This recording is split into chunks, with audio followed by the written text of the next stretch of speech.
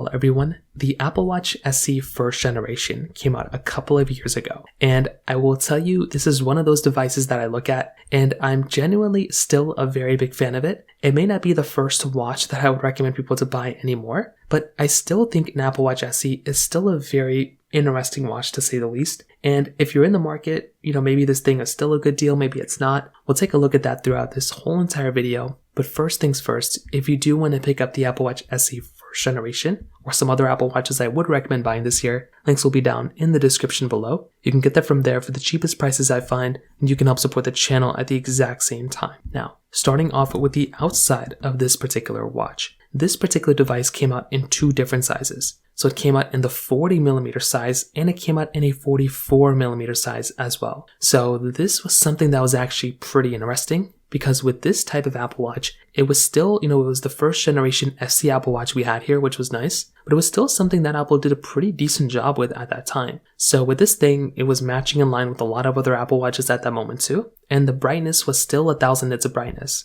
which was something that was really nice to have. So I definitely did enjoy having an Apple Watch like this, using it for a bit of time, because it allowed you to still get, that type of capability of having a decent type of display inside of a watch that really wasn't too expensive to own. So that was in and of itself pretty cool. You're getting your little, circular wheel at the very top of that particular Apple Watch, and then you're getting your indication panel at the side, or like that little indication button on the side as well, which that in and of itself was another really nice thing to have as well. On the back side, you're getting your charging port, which is still the same on every single Apple Watch that's came out since then. You're getting your top band and your bottom band, so you're able to still go through and interchange these bands no matter what Apple Watch you get. So that was in and of itself another really nice thing going on there too. So overall, when I look at the outside, I'm still a very big fan of this type of Apple Watch. I think Apple, for the most part, did a pretty decent job with it. And still to this day, I think it still is a pretty decent watch to say the least. So from that side, I think that definitely still holds up fairly well from that side as well, which I think is in and of itself a pretty interesting thing.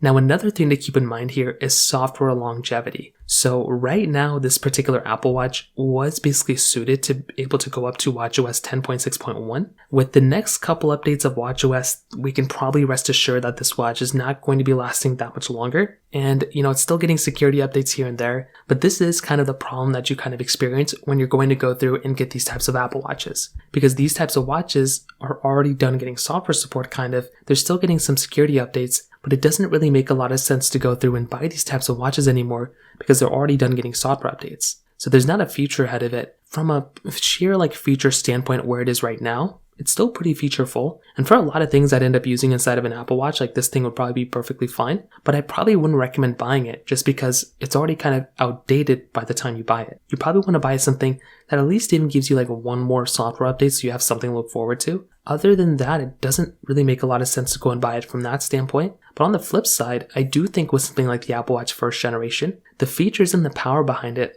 it still actually is decent. It's giving you the Apple S5 chip inside, and it's going to be giving you, 1 gig of RAM, which isn't the most, but still, it's a decent performing type of device when it comes down to that perspective. And I do think this is in and of itself another really interesting thing for tracking your workouts, for checking notifications, for seeing your heart rate. Things like that, and this type of Apple Watch will still be giving you a pretty decent type of experience. And I do think this is in and of itself a nice thing to keep in mind, because for my basic usage, this watch would probably be more than enough. But for a lot of other people, maybe this watch wouldn't be a good idea. So what I would recommend doing is probably not buying the Apple Watch SE first generation anymore. I would much rather you buy something like an Apple Watch Series 6 or Series 7. I think those Apple Watches make a lot more sense to buy than this thing. I think this thing is still a good watch, but I think it makes a lot more sense to buy something like an Apple Watch Series 6, Series 7, or Series 8 if you have a little bit more money in the used market. So from that side, that kind of covers it up there. If you have any other thoughts or questions, please let me know in the comment section below. Hit the like button, that would mean so much, but definitely hit that subscribe button. More importantly than everything else, I love every single one of you guys. Hopefully I'll catch you guys in the next video. Peace out till then.